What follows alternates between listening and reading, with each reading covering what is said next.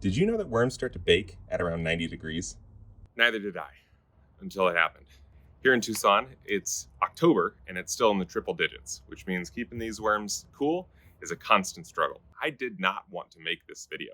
I wanted to make a video hunting for a giant red wiggler worm that I found in my bin earlier this year. When I started to go digging around, I could not find a single living worm in this entire bin.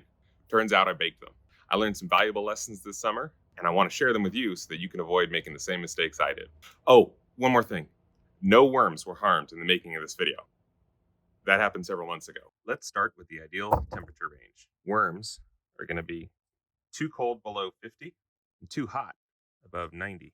Keep your worm bin somewhere between 60 and 80 degrees to keep them happy. So how can you tell if your worm bin is getting too hot? Here are 4 things to look for.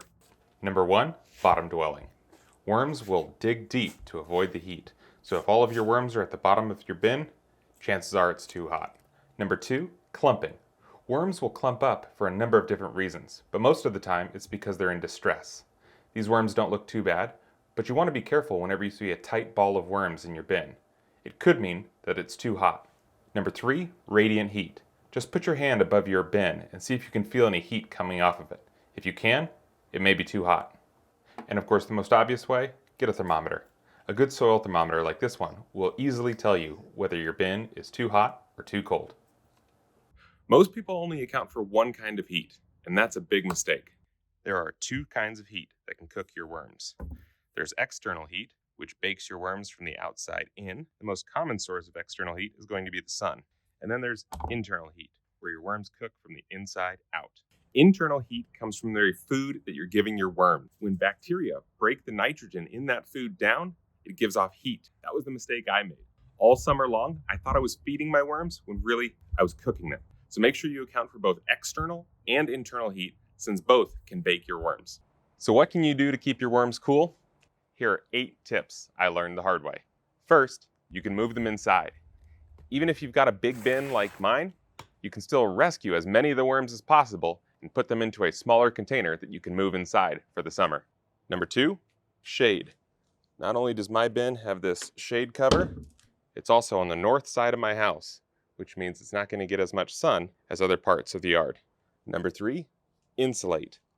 I've got a metal bin which can get quite hot when the sun hits it, so I've lined the entire thing with 1-inch wood boards to give it some insulation and protect that heat from conducting through the metal. Tip number 4, adjust the way that you feed them. During the summer months, don't just give them raw food scraps. That'll generate the internal heat that could cook them from within. Instead, start a hot composting bin and put your food scraps there. Bacteria will break down that food and release all of the heat. After 6 weeks, you can take that compost and put it in your worm bin where it'll still have plenty of nutrients for those worms to eat. Add more carbon. That means things like leaves, shredded paper, and wood chips. If you want to give them some food, freeze it. Blend up the food and put it in an ice cube tray and give them small frozen bits of blended up worm food. That way they can still eat, but it's going to stay cold and it'll be in small amounts.